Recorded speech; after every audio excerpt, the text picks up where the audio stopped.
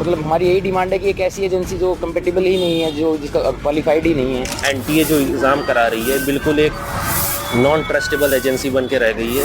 इसको जितना जल्दी हो सके स्क्रैप करना चाहिए।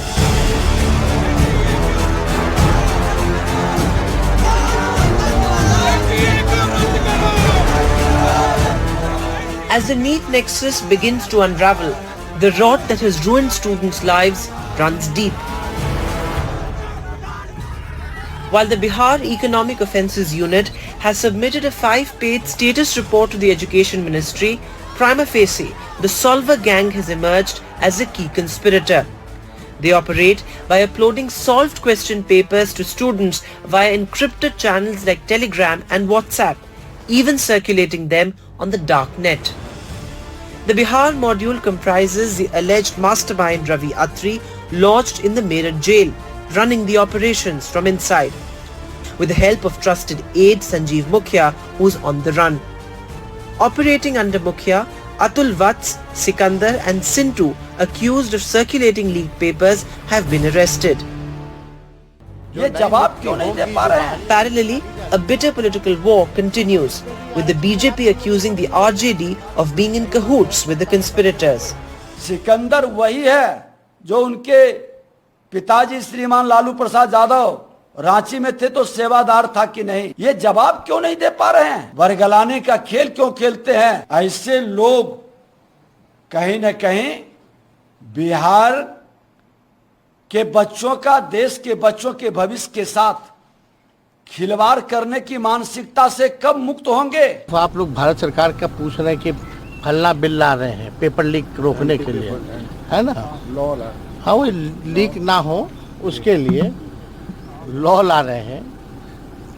पहले तो मान ही नहीं रहे थे कि लीक हुआ। धर्मेंद्र प्रधान जी वरिष्ठ नेता हैं, भाजपा के बड़े अनुभवी मंत्री हैं, वो तो मानते ही नहीं थे कि भाई पेपर लीक हुआ। जो नहीं मानने वाला उसके लिए भी लॉ ले आया जाए।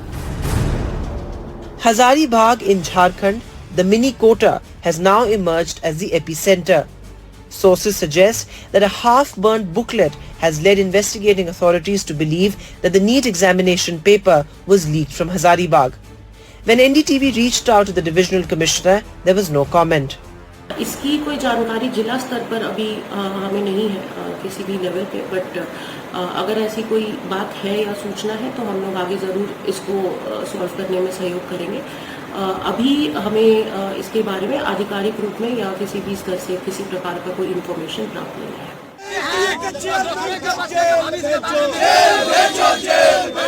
The opposition, however, calls it a well-planned conspiracy.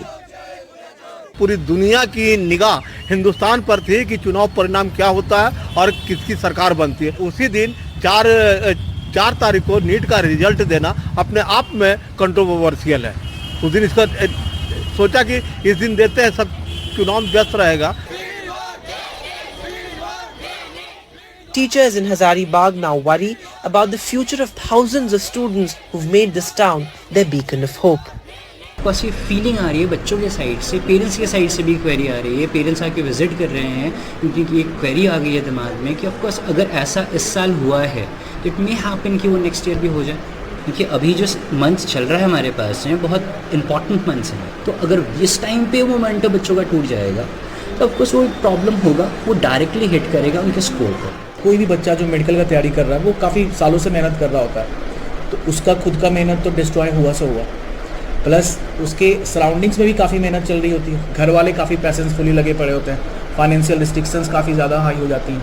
तो इन सब चीज़ों को लेकर अगर देखा जाए तो एनटीए अभी जो जैसा काम कर रहा है, ये खुद पे उंगली उठाने वाली बात हो गई, क्योंकि एनटीए एकदम अच्छा से परफॉर्म नहीं कर पा रहे। The way Bihar's Economic Offense Unit is investigating into the alleged NET paper leak scam, cities of Bihar and Jharkhand are emerging as the new epicenter of this infamous scam. And Hazaribagh is one place where the investigating agencies are digging deep to find out where the paper leak actually happened from this place. From Hazaribagh, this is Prabhakar Kumar for NDTV.